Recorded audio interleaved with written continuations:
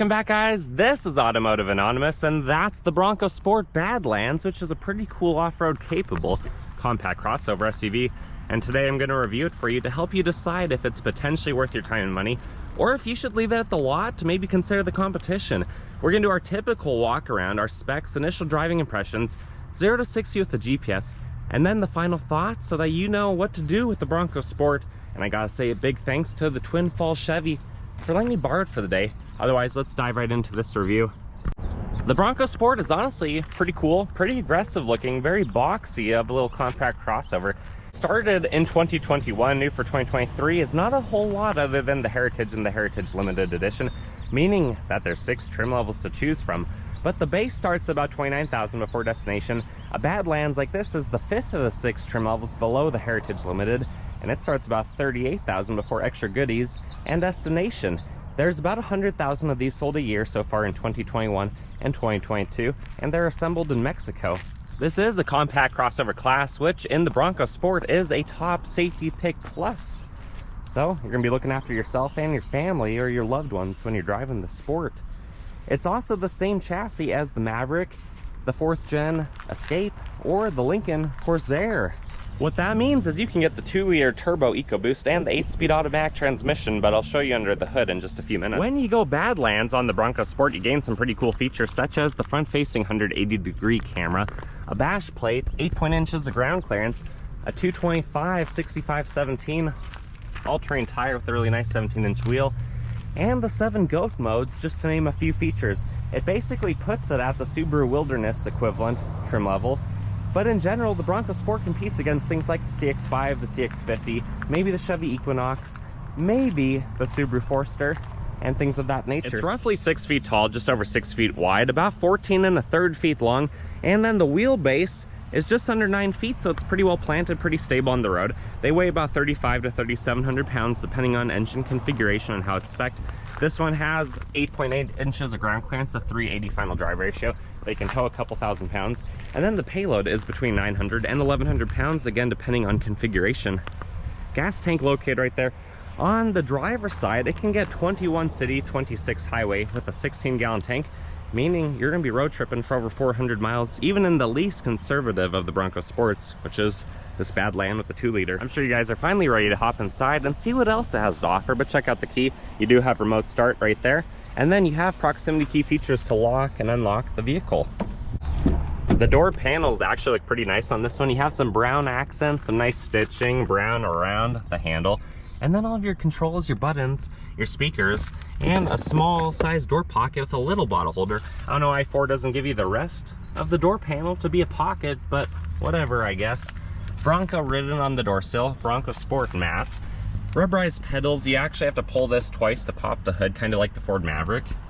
And then your lighting options, your turn signal, and some really nice heated leather bucking Bronco stamped seats with a nice moonroof up top. Sitting inside the Bronco and starting it up with the push button start is actually a pretty cool place to be.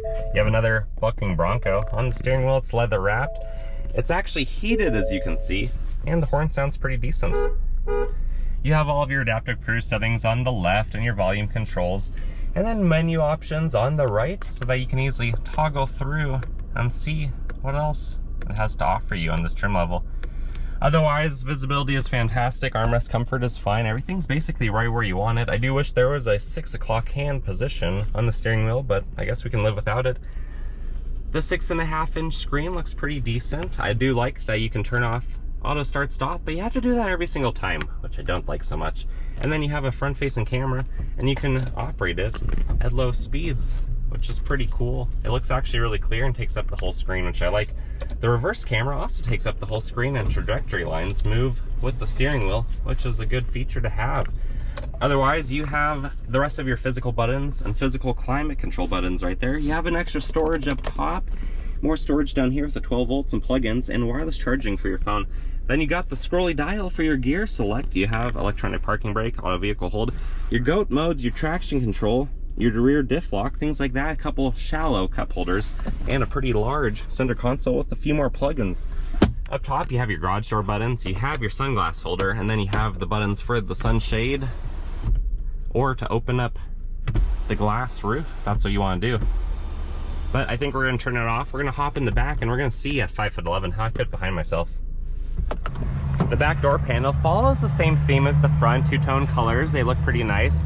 And then the leather seats are also black and brown. They look really comfortable. But this is where the 14-foot length of this vehicle comes in. You can see you have to move the seat forward or drop the headrest out of the way to actually put the seat down flat. This is the 60 split. All-weather mats on the back look really nice. And then when we're sitting behind ourselves, you'll notice that the mat pocket is zippered. But it's pretty cool. It's kind of like an orange lining. And then you have some more attachment points if you want to put more stuff down there. Ventilation, a household style outlet with the ground, and then some USBs are pretty nice. You have an armrest with some cup holders in the center. Feels pretty stable, pretty sturdy. But when you're sitting in the back seat of the Bronco, whether you're mall crawling or going on an off-road adventure, it actually looks like a pretty nice place to be. It's just a little bit more cramped. It's more like a CX-5 versus a Subaru Forester in the back seat size comparison. But let's hop out, let's check out the hatch and see what else it has to offer. Behind the Bronco, I honestly think it looks pretty good, but you don't get a power liftgate. What you do get is a glass popping button so that you can easily open that up and access what's in the rear, which is pretty cool. Or you can unlock it and lift it from there. Back here you have about 32 cubic feet with the seats up. If you can drop them, it's 65 roughly. You'll notice we have all-weather mats back here, and then we have the working surface. They can easily lock and unlock into place. You can lift it out. So here's what it looks like without all this stuff. And then you can see the bucking Bronco listed there on the all-weather mat again. You have a full-size tire, but a steely spare. There's a little bit of extra storage down there in your tools. What are you guys gonna hide down there? Comment below. The rear passenger side gets the same door panel. Notice that the doors don't open extremely wide. It's definitely not anything near 90 degrees. But if you're a backseat occupant on this side, you still get a mat pocket, all the same tie-down points. And then the 40 split on the seat. They're very comfortable. They feel good as long as you fit back here. When you're riding shotgun, you're back to the land of the big door panels, but the medium-sized door pockets, still two-tone colors and designs. They look really nice. Bronco on the door sill down here. Power seats. Our backpack's having a good time staying pretty well comfortable in the front seat. You have a little bit of a storage with a mesh retention lining right there, and then a non-locking glove box that's decently sized, but there's no plugins back there. With that said, we can wrap up the interior, go around to the front, pop the hood, and see what the 2-liter Ecoboost turbo actually looks like. And there it is. There's the 2-liter Ecoboost turbo. That makes 250 horse at 6,000 RPM, 277 pound-feet of torque at 3,000 RPM. You'll notice all the reservoirs are up top. Easy to get to. The battery, the air filter goes through the intake plumbing. Then it disappears on the exhaust side on the back of the engine to go through the turbo and then wrap around underneath up to the front intake manifold. Oil dipstick, 5W30, it's all right there. Serpentine belt is on the passenger side, which means this is transversely mounted, which means it's front-wheel drive biased. But it feels peppy, it feels punchy on the road, and we're gonna do that next, so let's drop the hood. Finally, we're gonna take it on the road, see how it drives, do that 0 to 60 you guys have patiently been waiting for, and then wrap it up with our final thoughts. Initial driving impressions of the Badlands Bronco Sport. So that's pretty good. The power delivery comes on really strong for being a 2-liter turbo. Visibility is really good. You do feel like you sit kind of low in this vehicle, which makes it feel a lot bigger than you might expect it to be for only about 14 feet long. But driving through the country, having your goat modes where you might actually see real-life goats sitting on some of these properties is pretty confidence inspiring. You have almost 9 inches of ground clearance, really good Falcon all-terrain tires on this specific one. And overall, it's just a fun place to be. But it's about a $40,000 Ford. That still is a lot to wrap my mind around for not being like a Shelby model or a loaded F-150. Because a few years ago, that's what a decently loaded F-150 was. But this is the Bronco Sport. This is the crossover unibody little SUV. It's not even the real Bronco. But in today's world, initial impressions of it, it does drive really well. It feels pretty planted, weighing mid-upper 3,000 pound, like 35 to 3,700, having almost a 9-foot wheelbase. Feels pretty good on the road. It's quiet. There's not too much wind and road noise on today's adventure. And if you got to pass someone, if you got to do a 54-mile-per-hour roll going uphill, the automatic downshifts fairly quickly. The turbo makes a lot of torque down low in the RPM band.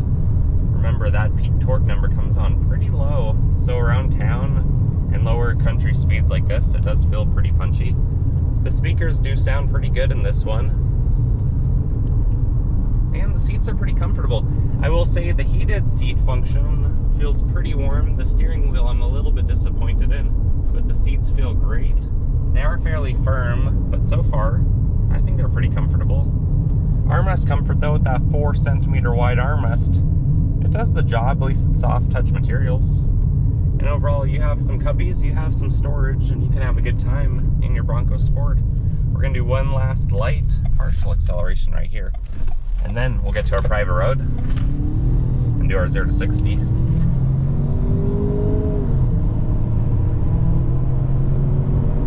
handles pretty well. It's not a bunkin' Bronco, but maybe there's a little bit of a sporty feel to it. But it does feel like you're driving a rectangular brick-shaped car down the road, because that's what this is. But it looks good, feels good, and I think you're gonna enjoy driving it. Definitely check one out if you're interested in this. But let's get to our final thoughts. 0 to 60 in the Bronco Sport, we're in sport mode. Traction control is turned off. I'm gonna brake rev the automatic transmission, and then we'll see what I can do. I'll verbalize the true 0 to 60, and then the bottom left of the graph after will show without the foot of rollout. In the bottom left corner, keep in mind, density altitude is about 4,800 feet, so we're almost a mile above sea level. Even though we're turboed, we're still down on power, probably 7 or 8%. Let's see what it can do.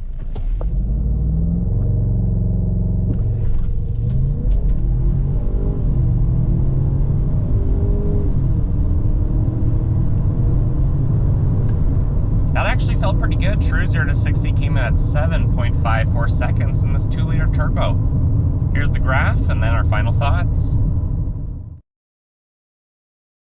Final thoughts of the Bronco Sport, specifically the Badlands, is honestly, I think it's a pretty good compact crossover little vehicle. It's a top safety pick plus, so you know you and your family are going to be pretty well off. To avoid accidents, or if you unfortunately ever were in one, which I hope you aren't, it's going to do fairly well.